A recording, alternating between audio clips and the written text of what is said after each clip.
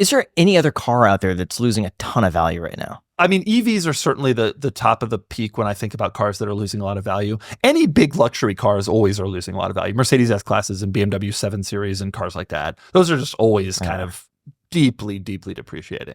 But people go in knowing that. Yeah. What about the Cybertruck? I saw you sold the gold one recently. Yeah, for like 104 or something like that. 102. Cybertrucks are definitely losing from where they were.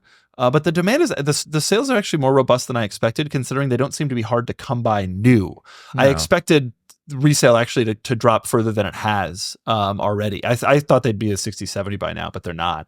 But they're dropping for sure. Yeah. If you want to buy something like the Mercedes S-Class or something like that, like a super nice Bentley, how many years, like when is the perfect time to buy it where you get the maximum amount of depreciation, but you still get like a nice new luxury car? That's a great question. I think about this all the time because usually by the time it's gotten down to a price point where I would want to buy it, then reliability starts to become an issue, right? Wow. Like Bentleys, everybody wants a Bentley. That car's so cool, right? Yeah. Mm-hmm. Well, you're not spending $400. I mean, you lose $200,000 in an afternoon on that car, right? So then you think, okay, well, I'll get a 5-year-old or a 7-year-old one. Well, a 7-year-old Bentley's out of warranty. There's a lot of components in that car. They're expensive components.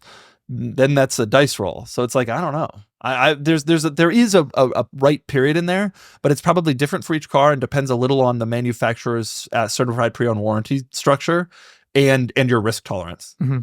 Why are these cars so difficult to both maintain and fix? Like you would think that if you're spending a house on a car that it should be bulletproof, but the shouldn't have issues. Totally. And the people who aren't in the market for cars like this always tell me that. Like a Rolls Royce Cullinan is $600,000, but it breaks all the time. It costs a lot to fix. That doesn't make sense. But you got to understand that ultimately reliability is not a major factor for decision making for a person who's buying this car. They will own this car for the original owner, who's the only person Bentley really cares about, right? They're going to own the car 3 or 4 years. They'll lease it or own the car for 3 or 4 years, and they will have the experience they want, which is a fast, powerful car with great technology and unbelievable, accoutrement, lighting throughout the car and all this beautiful stuff. Well, the third owner buys a car that's 12 years old, and those things that made it so appealing when it was new are now a liability. It's fast, while the powertrain is needlessly complicated and expensive to work on, and in some cases bespoke, right? The technology, which was so cool 10 years ago, now has aged and the screen doesn't work anymore, right? The cool lighting and all this other stuff, well, those things start to break and they're very expensive to fix. And in a lot of cases, the parts aren't available anymore. And that's kind of what happens. But Bentley doesn't care. By then, the car's out of their hands. Do you think technology is going to make it more difficult to resell cars in the future because it gets dated? It's like telling someone to go and buy an original iPhone these days. It just functionally wouldn't work anymore without just replacing everything. Yeah, I mean, that's a good question. They're doing all these over-the-air updates. One of the cool things about Tesla is the car is pretty simple. And so everything that needs to be updated is kind of comes through the screen, right? I mean, there's hardware too, but I actually think that potentially the opposite could happen, as opposed to you get into an old 90s car and there's just buttons everywhere and it's stuff that doesn't work or you don't care about. Modern cars, these over-the-air updates may kind of save the car from going down that road entirely. But there will be some technology that these, like your Model 3 doesn't have and can't, right? That wasn't built with. And so eventually you'll have to upgrade. But that's been the story of the car for 100 years, Is there any reason why they don't sell like newer Miatas or newer exciting cars manually with manual transmission? I feel like there's such a demand for manual cars right now, and they sometimes will sell for a lot more than the automatic cars, like the older cars. Why don't they make any newer cars manual? Even like supercars, I feel like they just have paddles. I think about it all the time. You could still get a Miata with a manual transmission, believe it or not, a brand new one. But it's a great question in a lot of ways, in part because the Ferraris on the used market and Porsches on the used market will sell for 2, 3, 4 times with a manual transmission what an automatic one will. And I have trouble understanding why, especially Ferrari and Lamborghini, Ferrari's a public company, why don't they go out and try to maximize what is obviously a market? I mean, you have people paying $300,000 for 20-year-old Ferraris where the manual version is $300,000 and the automatic is $100,000. There's clearly a huge demand. Why don't they just go and make new? I've never understood that. I'm thinking of this as a business, like make a limited run and charge $1 million.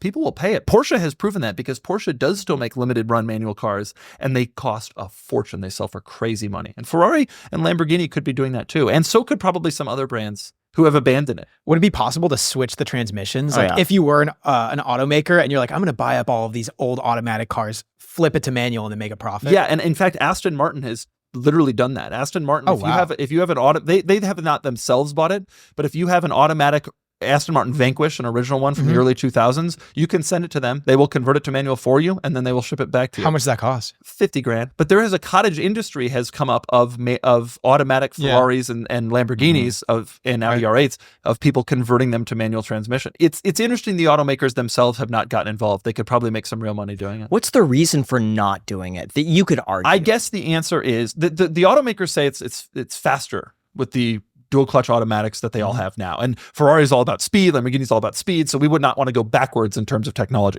Porsche tried to make the same argument. Porsche almost killed the manual transmission, but it became clear that people were paying up for them, and so they have come out with special cars that still have them. That's the automaker's argument. The truth is, it just costs a lot. Like to develop a transmission that is ultimately, by the end of manual transmission production, was 10% of cars. But I would argue that you could really pass those costs on to the consumer, and in a lot of cases they would pay. I don't think Ferrari could make a general run manual transmission car anymore, but a limited to 150 unit manual Ferrari, people would lose it. People would pay whatever they wanted for that. And you can't tell me if they charged $2 million and they made 200 cars that they couldn't justify the development cost of the transmission is not more than the cost of that they would make from that. There's no way. What is a feature in just a few or no cars that you think should be in basically every single car? I remember back in the day when I was in high school, a few of my friends, even though it was already pretty old, their cars had aux cords. And other people were using like the cassette things where you put that in, or you burn your own CDs and stuff like that. And I was thinking to myself, why doesn't every single car have an aux cord? It couldn't be expensive to install something like this. Or USB ports. I remember when those were coming out and like no cars had them. It's like such an easy decision that every car should have. I think about this a lot because I drive all the cars, and it becomes abundantly clear to me when driving all the cars that people who design cars don't. And because there are some very clearly obvious things that they should be putting in that other automakers do, and they aren't. Dash cam is a good example, actually. Automakers are starting to integrate dash cams, just barely. Like 2 cars do it. Tesla's has done it for a few years. BMW and Mercedes have started to do it. No one else is really doing it, but they're like GM is just getting there. 10 years, every car's gonna have a dash cam. Every new car's gonna have a dash cam. My prediction. That's a good one. But like, it's like, come on, do this. There's a lot of stuff though that I think about, and there's some little stuff that I think about that I wish other cars would do. But another good one is Hyundai's. Most Hyundais now, when you're driving along, you put on the turn signal and a camera pops up in the gauge cluster that shows you what's in your blind spot. And so if you're making a lane change, you don't have to do the over the shoulder. You could just look down at your blind spot camera. It's a very wide angle. It clearly shows what's there. And I don't know why everybody else doesn't have that. It's brilliant technology. There's a lot of stuff like that I wish, I often think to myself, I wish I could have this car with this feature from this car and this feature from that car. As some of you guys already know, we're actually building out a whole new space for the Iced Coffee Hour. Come check it out. This is our new warehouse. Unfortunately, this is a ton of square feet to actually fill up with furniture, so it's been kind of a pain in the butt to find stuff that looks good and also will be used in a productive way. That's exactly where our sponsor FlexiSpot comes in. Over the past 5 years, I've done virtually all of my work at a FlexiSpot desk in my room. And when we were outfitting this warehouse, we wanted to make sure that we didn't just have any desk. We wanted to have quality desks that are going to be used and loved by all of the people that work here. So we came to FlexiSpot. Some of the things I love about FlexiSpot desks, number one, they look phenomenal. I think that it's just a really cool lightwood design. I sent them over to Graham. Graham said, I love this one. So we got 4 of them. Check out how cool this is. So basically you can lower or raise the desk, and then all you have to do is set it to 2, and then you can move it up, and then you can click 2, and it goes right back to that height. Also right here, it has a USB-C port, which comes in super handy. And this is exactly where all of the people that make the Iced Coffee Hour will come and work to make the best podcast for you guys. They can sit down, they can stand up and enjoy these beautiful, luscious, lovely FlexiSpot desks. And no need to worry about it being sturdy or strong enough. Plus, these things hold up like an absolute beast. Like I said, this has been my primary desk for the past 5 years, and it's held up perfectly. So if you're interested to get one for yourself or for a loved one for the holidays, I could not recommend it more. All you have to do is click the link down below in the description and use code ICH for $30 off. Guys, get a FlexiSpot desk. They're phenomenal. Couldn't recommend it more.